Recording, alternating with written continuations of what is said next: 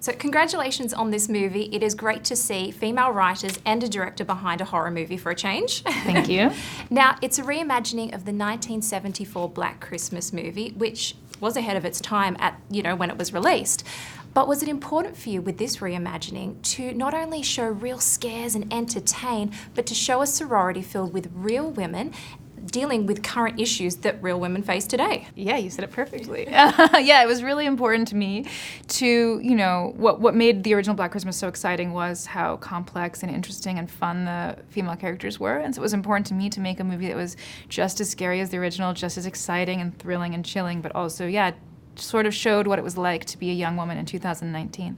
There's a bit of a pivotal scene in the movie where Riley and her friends get up and perform a satirical version of a Christmas song. Mm-hmm. Can you talk about how that idea came about and why it was important to include it? Well, for me, that moment is really about a woman who's tired of suppressing her voice and tired of hiding and ready to get out there and speak her mind and come together through the strength of her sisters and her support system. And that, for me, felt like a very contemporary feeling that I think a lot of women in the past few years have been gathering strength from their communities and ready to speak out. And we have to talk about the killer's mask. Oh, yeah.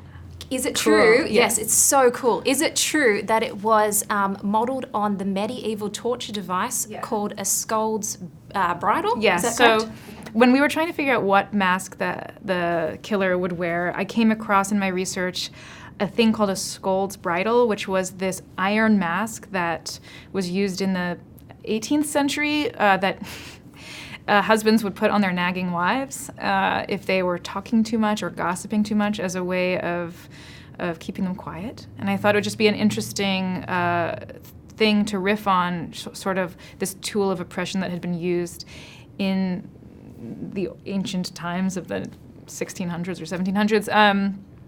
And sort of flip the script and have the women overcome everything. And it was a really weird device. Yeah, it's crazy because I'd never heard of it before. Yeah. And then after reading the press notes last night and, watching the movie, I was like, oh gosh, I've got to look this up. It's wild, right? Don't do it late at night though, because I was like, oh my gosh, it scared me. It's really, it's a frightening thing to witness, and the images are kind of harrowing, yeah.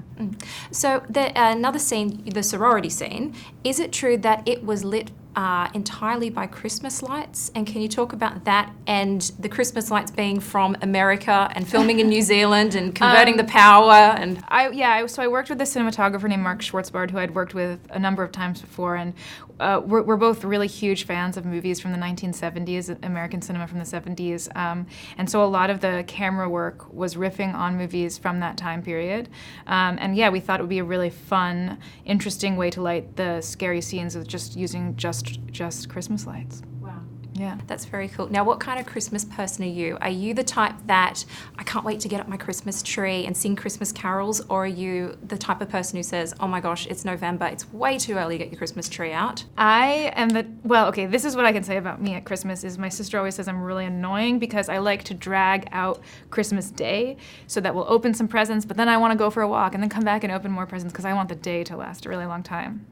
That's important to me. Yeah. And it's got a PG-13 rating. Why is that important for you that it gets a wider audience? I think this movie is great for people of all ages because it's fun and it's scary, and I think, a lot of people are going to have a lot of fun watching it. But I wanted to make sure that young women could see the movie and have it open up a conversation for them about what it's like to grow up and to be, navigating female friendships and relationships between men and women. That was really important to me. Yes. Well, thank you so much for your time. Thank you. Really appreciate it.